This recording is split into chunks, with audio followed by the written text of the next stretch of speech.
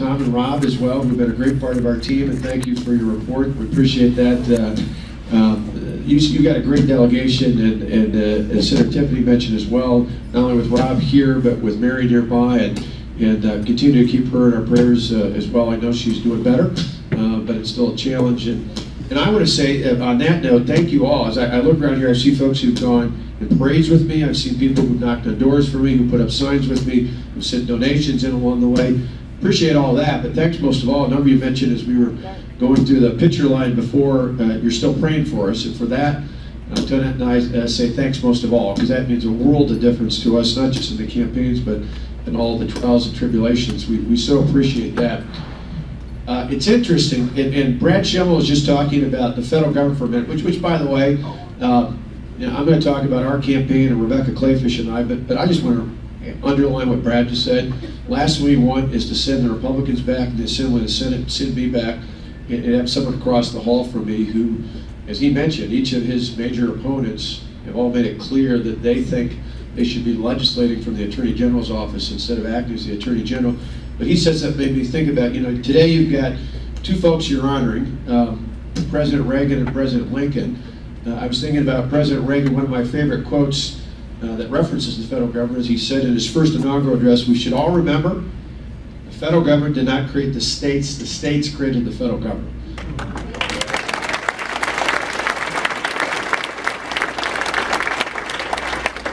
And I hope you've seen what we've done together, we meaning the legislature and I, with the group that you sent over the last couple of years since the 2010 election, that's where the strength of not only our state but our country is, empowering our state leaders to do those sorts of things, to move the state in this country and ultimately our communities, our families forward. The other thing I've been thinking a lot about the last couple of weeks is a quote that Lincoln said, which is, "The truth is generally the greatest vindication for slander." So I've been thinking about that one a little bit too with sometimes in the media out there. Today I'm going to talk a little bit about the truths that are self-inherent here in this state and in this battle. But I want to remind you something. A couple people made references. Andy just talked about this, but this is really my first re-election. Right? It may not seem like it, because it's the third time I run for governor in 4 years, but this is my first re-election. And so what would you normally ask if an incumbent was up for re-election for the first time? Are you better off today than you were 4 years ago? And the answer here in the Northwoods and across the country, across the state, is yes.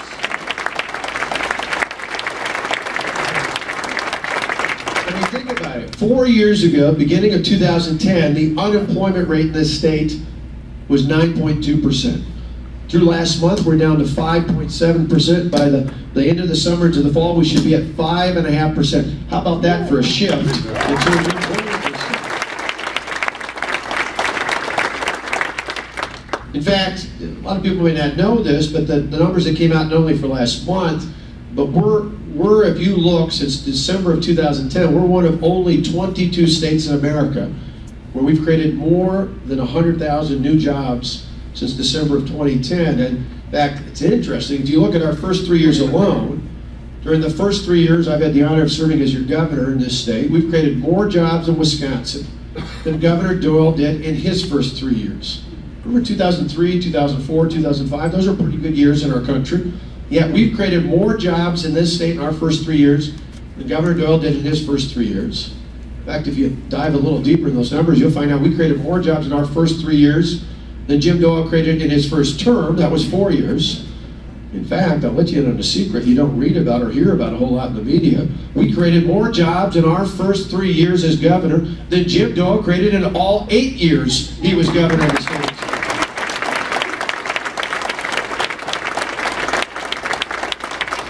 In fact, it's an interesting contrast for those who might say, well, what about this person running as Mary Burke? What's the difference out there? Well, it's interesting. You not only take that a step further, you look at the 3 years that she worked as the Secretary of Commerce under Jim Doyle, the chief job creator for the state of Wisconsin. You compare those 3 years to our first 3 years, and we created almost twice as many jobs, almost twice as many jobs in our first 3 years as were created in Wisconsin when Mary Burke worked for Jim Doyle as the chief job creator. In fact, in the last 25 years, the only time the unemployment rate has been higher, worse in the state of Wisconsin than it was nationally, was during those 3 years that Mary Burke worked for Jim Doyle. In contrast, the unemployment rate is well below the national average. It's the lowest it's been in the last 5.5 years, and will continue to get better if we go forward with a policy by electing me to 4 more years as your governor.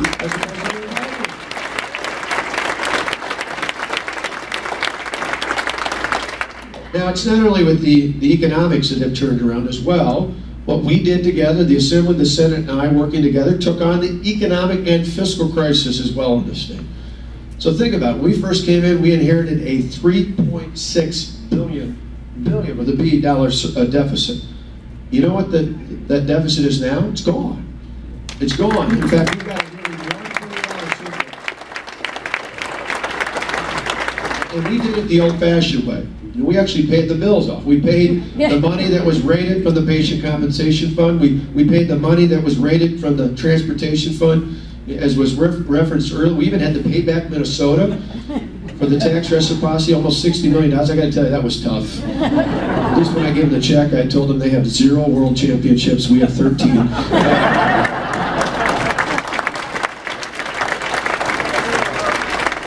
But we paid off the bills, we got our fiscal house back in order. The rainy day fund is 165 times bigger today than it was when we took office. Our pension system's the only one fully funded in the country. Our pension and debt ratio is one of the lowest per capita of any state in the United States. So what do you do when you get your fiscal house in order and you create a surplus?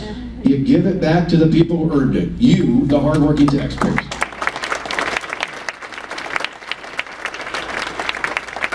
In fact, in the last 3+ years, we've reduced the tax burden on the hardworking taxpayers of this state by some $2 billion on employers, on individual income tax rates, and on property taxes. In fact, property taxes this December for a typical homeowner will be lower in December of 2014, not only than they were last year, they'll actually be lower than they were in December of 2010. So 4 years later, property taxes are lower. If you give me the chance of having been your governor for 4 more years, I guarantee to you that property taxes in that same home will be lower in December of 2018 than they were in 14, which means they'll be lower than they were in 2010. How about that for a deal going forward?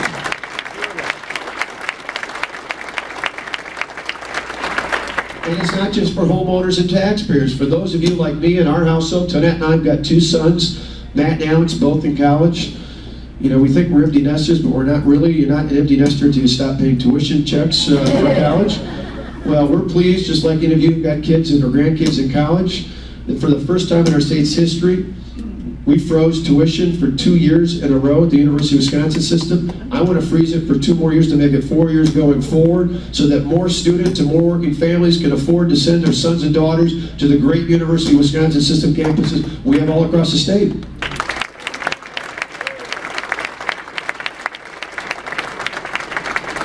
And it's, you know, it's not just in economic and fiscal issues. We're doing it in other areas as well.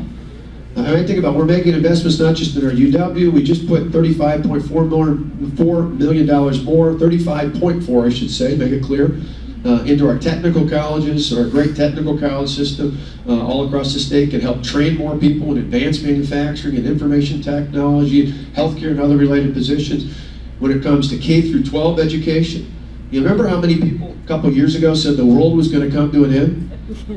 The world was going to come to an end if we did our reforms. Well, kind of just the opposite happened. 4 years in a row, graduation rates are up. 3rd grade reading scores are up since I've been governor. That Wisconsin is tied for the 2nd best state in the country for composite ACT scores for states where more than half the kids take the ACT. Why? Because we're putting money back in the classroom. I remember Mike Ritchie, one of the superintendents just up the way here, said something wonderful to me a couple years ago in St. Germain. He said, Governor, what I love about what you did is it allows me to go back to my office and focus on curriculum instead of worrying about grievances. What we did was get rid of the seniority and tenure issues of the past, and instead we empower schools to hire and fire based on merit, to pay based on performance. That means we can put the best and the brightest in our classrooms, and we can pay them to be there. Republicans, we actually care about the education, not the education bureaucracy, and it's working.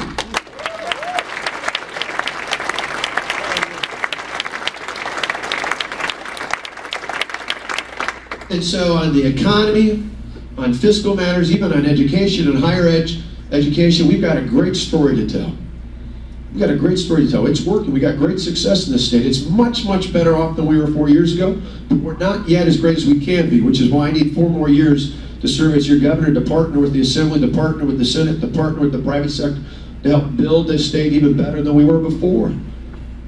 So at any other time in any other state, that kind of record would warrant a pretty significant re-election, don't you think? Yeah.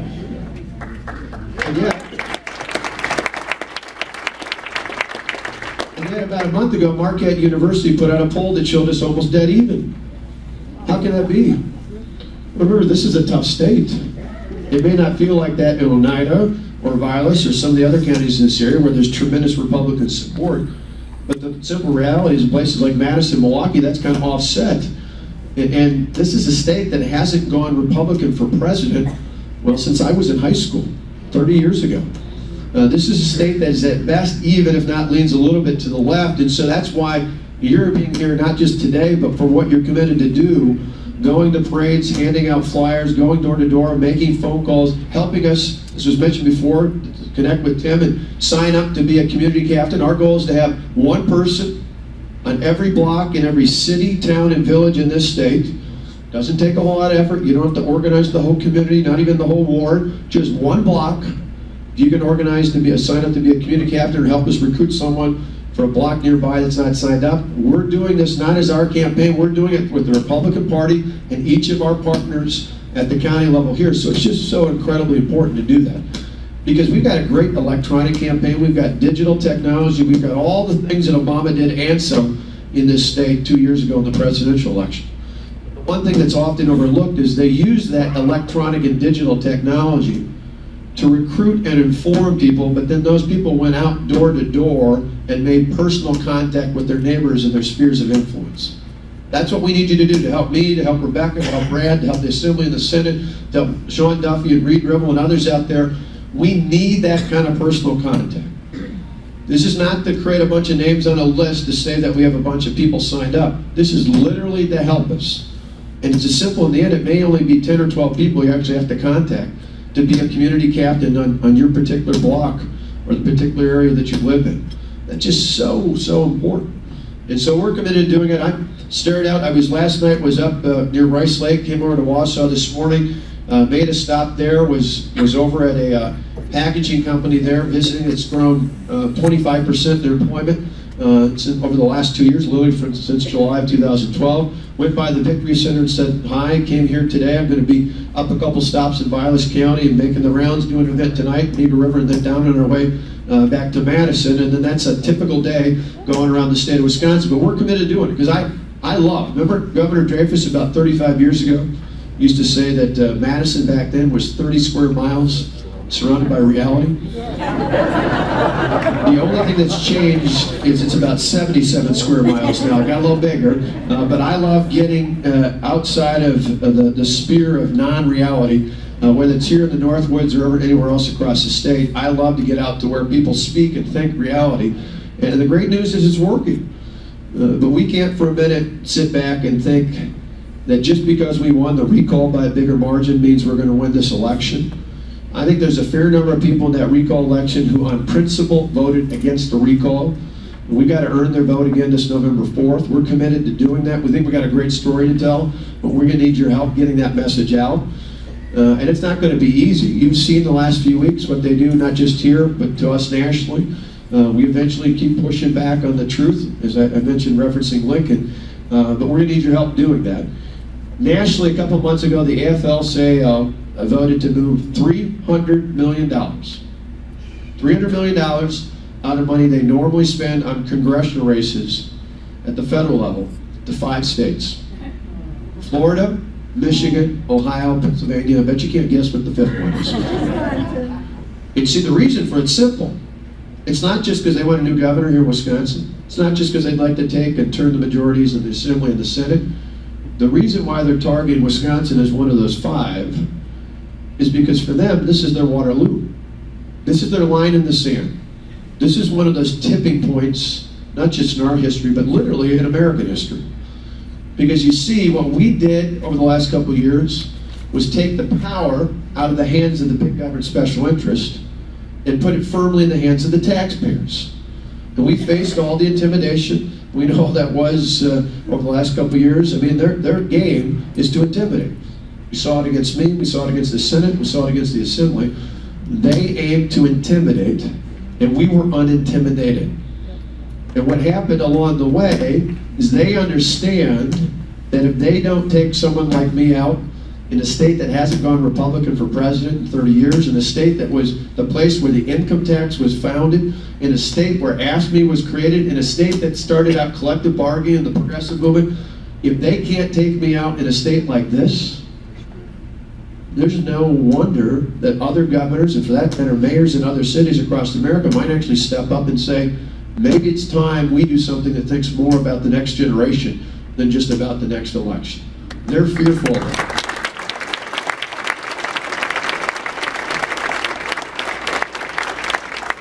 And so with that in mind, I would end with just this, and it's a simple thanks. Not just from Tonette and I, although Tonette sends her thanks, as do I, but to thank you for two other people in our life who are more important. It's Matt and Alex. Matt just turned 20 on Monday. Alex will be 19 the end of this month. And throughout the last couple of years, I've been thinking as times were tough, they were the two I focused in on, because about 4.5 years ago, the reason Tonette and I made the decision to get in this race was because back at that time when we first announced, we saw Wisconsin that was headed down a path where I did not believe the state they would grow up in would be at least as great as the one I grew up in. And that was fundamentally unacceptable to me. I'm proud to say 4 years later, because of our reforms, they're growing up in a state that arguably is going to be better, a better Wisconsin than the one we grew up in. I don't want to let them down.